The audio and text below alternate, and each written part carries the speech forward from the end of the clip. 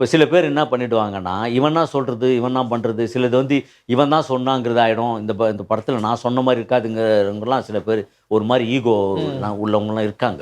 பெரிய அடி வாங்கியிருக்கீங்களா? ரொம்ப பயங்கரமா. அதான் அதுல ரொம்ப கொஞ்சம் லைட்டா சந்தோஷமா இருக்கு. அந்த சீன்ல சொல்லந்து அப்படியே ஒரு மாரி ஸ்மைல்ல இல்ல இருக்கீங்க நீங்க. அப்படி கஷ்டப்பட்டு அந்த ஒரு படம். பலார்னு அடிச்சோன உடனே அந்த பக்கம் திரும்பி சிரிச்சிங்க பாத்தேன் நீங்க. இல்ல நான் யோசிச்சு பார்த்தேன், இமேஜின் பண்ணி பார்த்தேன். நெறைய பேர் பெர்ஃபார்மன்ஸ் பண்றாங்க.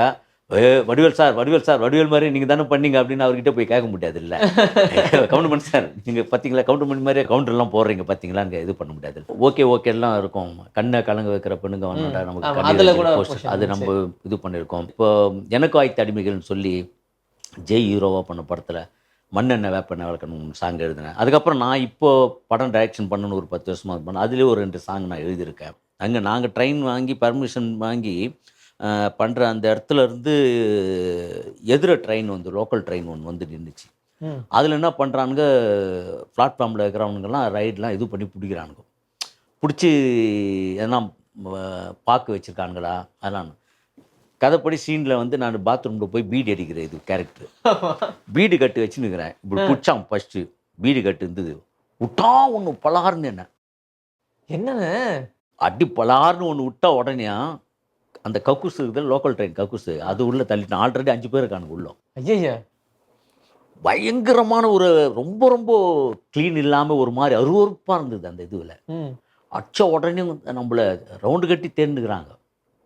அந்த ட்ரெயின் புறப்பட போது எங்கே ஏதுன்னு நம்மளுக்கு தேடுறானுங்க. அதுக்கப்புறம் டக்குன்னு என்ன பண்ணிட்டோம் வந்து அவனுங்க இதுவில் பேசுகிறானுங்க. இந்தியா இதுவில் பெங்காலியில் பேசுகிறானுங்க. நம்ம ஒன்றுமே புரிய மாட்டேங்குது. அவனு என்னடான்னா ஒன்றும் இல்லைங்க, 200 ரூபாய் ஃபைன் கட்ட சொல்லி கேட்குறான். அதை கேட்டிருந்தா 2000 ரூபாய் கொடுத்துருப்பேன் அவனுக்கு. நான் அடிக்கிறதுக்கு அடிச்சு உள்ள அச்சு ஐயோன்னு சொல்லிட்டு தான் என்ன டைரக்டர் வந்து என்ன பண்ணியிருக்காரு அப்படியே பார்த்து வந்துட்டார். அவன் எதிர போய் பர்ஸ் எடுத்து பிரித்து கேட்டினா 500 ரூபாவா இருக்குது. 2000 கேட்குறான் உண்மையிலே. அவன் போயான்னு பயங்கர கோவம் வந்துச்சு எனக்கு. 2 500 எடுத்து அவன் கையில் கொடுத்துட்டு டக்குன்னு வந்துட்டோம். இந்த மாதிரி நிறைய சம்பவங்கள்லாம் நடந்தது. இது வரைக்கும் நான் இந்த விஷயங்கள் இதான் ஃபர்ஸ்ட்டு இப்போ சொல்கிறீங்க. பெரிய அடி வாங்கியிருக்கீங்களா? ரொம்ப பயங்கரமா. அதான் அதில் ரொம்ப கொஞ்சம் லைட்டாக சந்தோஷமா இருக்குது. அந்த சீனில் சொல்லந்து அப்படியே ஒரு மாதிரி ஸ்மைல்ல இருக்கீங்க நீங்க. அப்படி கஷ்டப்பட்டு அந்த பலார்னு அடிச்சோன உடனே அந்த பக்கம் திரும்பி சிரிச்சிங்க பார்த்தேன் நீங்க. இல்ல நான் யோசிச்சு பார்த்தேன், இமேஜின் பண்ணி பார்த்தேன். அந்த 4 உயிரை குத்தெல்லாம் நடிக்கணும்னுவாங்களே அது மாதிரி தான் கொடுத்து எடுத்து நீங்க பார்க்க கொடுத்து நடிச்சிருக்கீங்க. அந்த இது மாதிரி அது வந்து சில நேரங்களில் வந்து அங்கே வந்து பார்த்தீங்கன்னா ஒரு இடத்துல அந்த நிறைய விஷயங்கள்லாம் பண்ணோம். பாம் பிளாஸ்ட்டு அது மாதிரியான விஷயங்கள்லாம் இருந்தது. அதெல்லாம் பண்ணும்போதெல்லாம் அங்கே இருக்கக்கூடிய இதுவங்கெல்லாம் வந்து ஒரு மாதிரி பேட் வேர்ட்ஸ்லாம் பண்ணி திட்டினானுங்களாம் எங்களை. அவர் கேமராமேன் இருக்கார்ல, அவர் பூனா இன்ஸ்டியூட்டில் படித்தவர். அவருக்கு தெரியும். ஆனால் உங்களுக்கு பிரச்சனை அவர் உண்மையை சொல்கிறேன்னா அசிங்கமாக திட்டானா நம்மளை அப்படின்னு அவர் சண்டை போட போகிறார். நல்ல வேலை அவர் இல்லைன்னா நமக்கு தெரிஞ்சிருக்காரு. நம்ம தெரிஞ்சுக்க. Very good, thank you. ரொம்ப ரொம்ப நல்ல சந்தோஷம் சார். நீங்கள் ரொம்ப உங்கள் பாராட்டுகளுக்கு வந்து எங்களுடைய நன்றிகளை தெரிவிச்சுன்னு சொல்லிட்டு வந்திருப்போம். ஸோ அதெல்லாம் நிறைய உண்டு. நம்ம இங்கே எவ்வளோ பேருங்கிற பாஷை தெரியாதவங்களாம் என்னன்னா பண்ணுறோம். ஆமாம் அந்த மாதிரி பண்ணுறோம். ஆமாம் எல்லாம் பண்ணுறது தான். நான் ஓப்பனாக ஒத்துக்கிறேன், நீ ஒத்துக்க மாட்டேன். இல்லை அது கரெக்டு தான், விடுங்க. எதுக்கு நமக்கு இப்போ சரி. இப்போ சினிமாக்குள்ளே வரும்போது காம்ப்ரமைஸ்ன்னு ஒன்று இருக்கு இல்லையா? எந்தெந்த விஷயங்கள்லாம் காம்ப்ரமைஸ் பண்ணிக்கிட்டீங்க நீங்கள் சினிமாக்காக? காம்ப்ரமைஸ் பண்ணுறதுக்கு என்னங்க இருக்குது? சாம்பார் ரைஸு அது மாதிரி புளியோதரை ரைஸு அது மாதிரி அந்த ரைஸ் சாப்பிட்ணோம்னா சில விஷயங்களில் காம்ப்ரமைஸ் பண்ணிட்டு போயிட்டு தான் இருக்கணும். அது சினிமாவில் நமக்கு வந்து அது நிறைய விஷயங்கள் தெரியும். இப்போது ஒரு டைரக்டர் நம்மளை நம்பி ஒரு ஸ்கிரிப்ட் கொடுக்குறாங்க, அது பண்ணுறாங்கங்கிறது ஓகே. இப்போ சில பேர் என்ன பண்ணிவிடுவாங்கன்னா, இவன் தான் சொல்கிறது, இவன் தான் பண்ணுறது, சிலது வந்து இவன் தான் சொன்னாங்கிறது ஆகிடும். இந்த படத்தில் நான் சொன்ன மாதிரி இருக்காதுங்கிறவங்கலாம் சில பேர் ஒரு மாதிரி ஈகோ உள்ளவங்களாம் இருக்காங்க.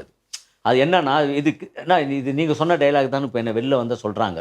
இப்போ ஜே பேபியில் பார்த்தீங்கன்னா ஃபுல்லாக பார்த்தீங்கன்னா அது வந்து டப்பிங்கில் பண்ணது. அது இப்போ வந்து நான் அப்படியே இப்படி வருவேன்.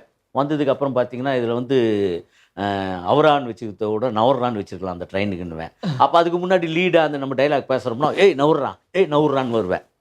வந்து அந்த டைலாக் போடுறது. நம்ம ஒன்று சொல்கிறோம்னா அதுக்கு முன்னாடி ஒரு லீடு அதை வந்து லைவ் ஆக்குற விஷயங்கள் வந்து அவ்வளோதான்.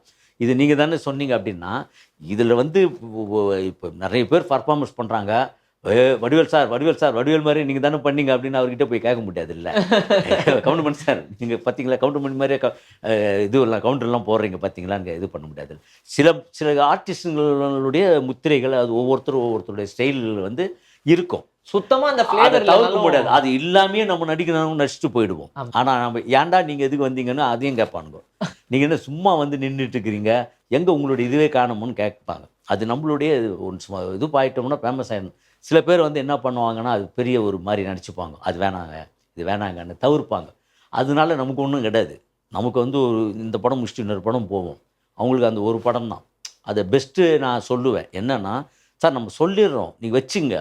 அதுக்கப்புறம் வந்து நம்ம டப்பிங்கில வேணா இது பண்ணலாமே தவிர, டயலாக்கா எல்லாமே வந்து எல்லாத்தையும் டப்பிங்கில ஏத்த முடியாது. ம். இதெல்லாம் கொஞ்சம் நீங்க எடுத்து வச்சுங்க சார். இது யூஸ் ஆகும். உங்களுக்கு வந்து நீங்க உங்களுக்கு கதையோட பாருங்க. அது கதையோட இதுவாகலன்னா, கட் பண்ணி தூக்கிடுங்க அப்படின்னுவாங்க. நான் எப்பவுமே ஏன்னா நம்ம ஸ்கிரிப்ட் இவ்வளோ நான் வருஷம் அதில இருக்கேங்கிறனால, நம்ம ஸ்கிரிப்ட் நான் அந்த கதைக்குள்ள இருக்கிற விஷயமா நான் இது பண்ணி ஒரு டயலாக் பண்ணுவேன். அதனால மேக்ஸிமம் எனக்கு நடந்ததில்ல.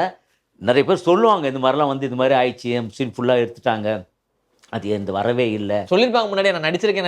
திடீர்னு அந்த சீன் மொத்த போர்ஷனும் தூக்கியிருப்பாங்க. டோட்டலாவே போயிருக்கும். 40 நாள் நடிச்செல்லாம் ஒருத்தன் 4 செகண்ட் கூட இல்லாமலாம் போயிருக்கிறான்.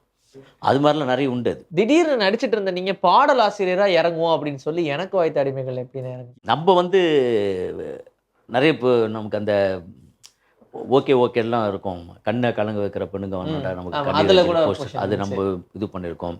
அது நம்ப பொதுவாவே வந்து இப்போ எனக்கு வாய்த்த அடிமைகள்னு சொல்லி ஜெய் ஹீரோவா பண்ண படத்துல மண்ணெண்ணெய் வேப்பெண்ணெய் வளர்க்கணும் சாங் எழுதினேன். அதுக்கப்புறம் நான் இப்போ படம் டைரக்ஷன் பண்ணணும்னு ஒரு 10 வருஷமா பண்ணேன். அதிலேயே ஒரு 2 சாங் நான் எழுதியிருக்கேன். அந்த மாரி சும்மா கவிதைகளா நமக்கு கொஞ்சம் இயல்பா தமிழ்ங்கிறது வந்து நமக்கு படிக்காமயே ஒரு 80 மார்க் வாங்கிடுவேன் நான் அப்பலாம். வாவ்! மீதில ஃபெயில் ஆயிடுவேன் எல்லாத்துலயும்.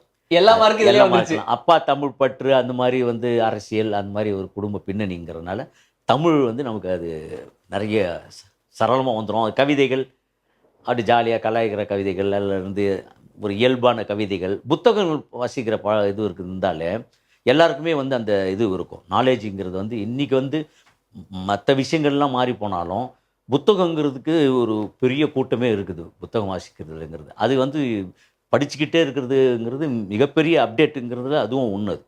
நம்ப வந்து இதுவா இருக்கணும் அப்படிங்கன்னா, புத்தகங்கள் வாசிக்கிறது ரொம்ப ஆரோக்கியமான விஷயம் அது. கிரேட்ங்க.